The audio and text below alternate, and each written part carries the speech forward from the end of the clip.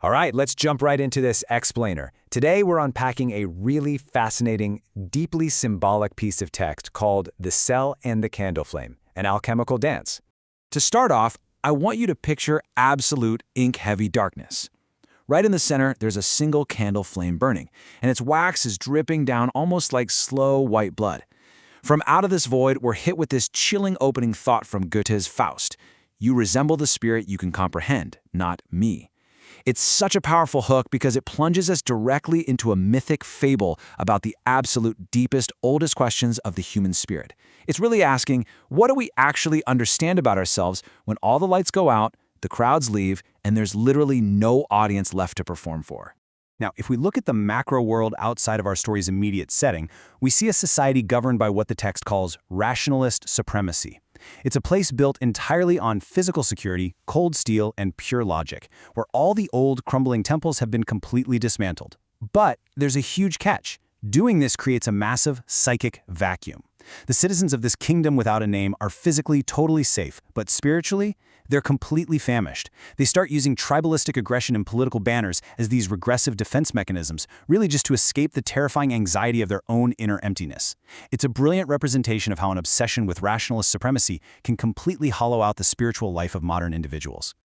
Okay, let's shrink things down from that massive societal scale right into the micro. We enter a space of just intense claustrophobia. 6 paces by 4. A pallet, a desk, a candle. Absolutely no retreat. This is the cell of the high priest. And for 40 years, the high priest hasn't allowed any real conversations in this room. Why?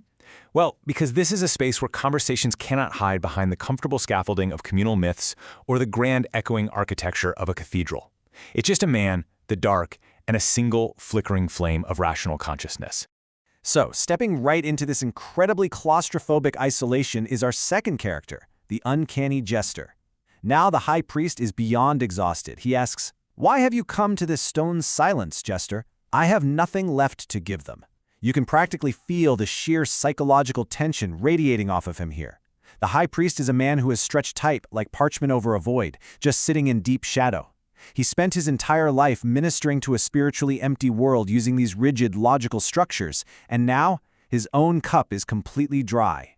But the jester, whose silhouette is flickering with this alchemical dragon spirit that's actually survived the gaping abyss, he isn't here for the villagers outside. He isn't here to put on a show. He tells the priest, "I have come for the man in the dark. Doesn't the ugliest man still whisper to you?" The jester is acting as an unyielding mirror in the dark. He's forcing the high priest into this tense standoff where he has to acknowledge the terrifying whispers of his own psyche that he's been ignoring for decades. And that brings us to a really critical realization for the high priest, the bridge that broke. He ends up confessing to this strange malaise, this complete inability to reconcile his poor reason with the chaotic nature of his own soul. You know that feeling of modern existential dread? That's exactly what this connects to. It highlights perfectly what happens when we try to rigidly separate our clean, ordered logic from our messy, chaotic inner nature. The bridge breaks. You just become stranded inside yourself. So what's the alternative to this broken bridge? Well, the jester introduces a total paradigm shift, a concept he calls the Great Reason. He describes it as the mighty ruler and unknown sage residing in your blood, making the argument that the body is actually the creator of the spirit. This is huge. We are completely deconstructing that old false dichotomy of spirit versus flesh. Your spirit isn't some ghost trapped in a shell that needs to be rescued from the muddy river of the flesh. Your flesh, your instincts, your lived human experience, that is the very foundation of your spirit. The Great Reason is the wisdom of your entire unified being. But what happens if we just ignore that great reason? The consequences are honestly pretty severe. The jester guides the priest down into the 7th solitude, forcing him to look into a basin of water and confront what the text calls the scarlet fruit. We're talking about all those unowned deeds and deep resentments that get hidden away behind a pristine facade of virtue. See, the high priest has spent his whole life acting as a breaker of tablets, judging the outside world from the safety of his cell. But standing there before the jester, that facade just shatters, and he's forced to finally look at his own raw, unintegrated shadow. This confrontation leads to just a massive existential epiphany. The jester tells him, "You are the architect of your own catastrophe, and that is the treasure." The high priest asks what could possibly remain if he sets aside his lifelong role as a judge. The answer? radical responsibility. Giving up the verdict, just dropping all that judgment, is the first completely terrifying step to wholeness. Realizing that you authored your own mess is actually a treasure, because it means you also have the power to rebuild it. Okay, so how do we actually rebuild? We do what the source text calls the alchemical dance, which is all about internal transformation. Step 1, stop running from the chaos within. Step 2, invite the ugliest man inside. Step 3, turn the poison of unworthiness into fuel. The age of the hero doesn't start by going out and trying to change the architecture of the world. It begins with the courageous authorship of your very own story, rather than constantly seeking some external scaffolding to hold you up.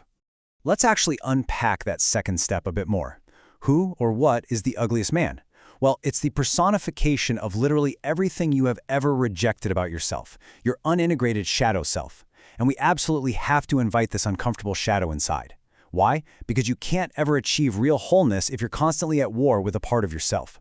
Accepting the ugliest man is the only way for the organic wild lilies to finally bloom down in the dark abyss of our psyche.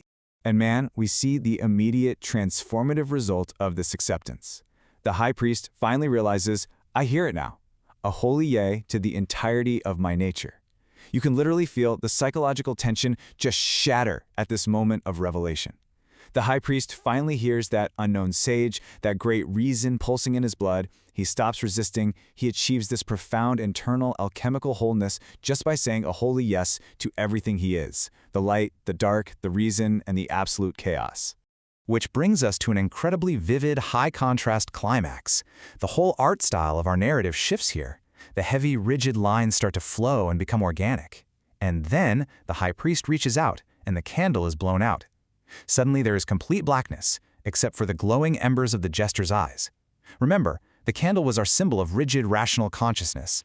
Blowing it out isn't surrendering to ignorance. It's a highly intentional, courageous act to make way for a much deeper inner sight. Welcome to the great noon of revelation. The dreamer has finally refused to sleep. After exploring this deeply tense, incredible dialogue between the high priest and the jester, I want to leave you with a really powerful question. Are you ready to wake up?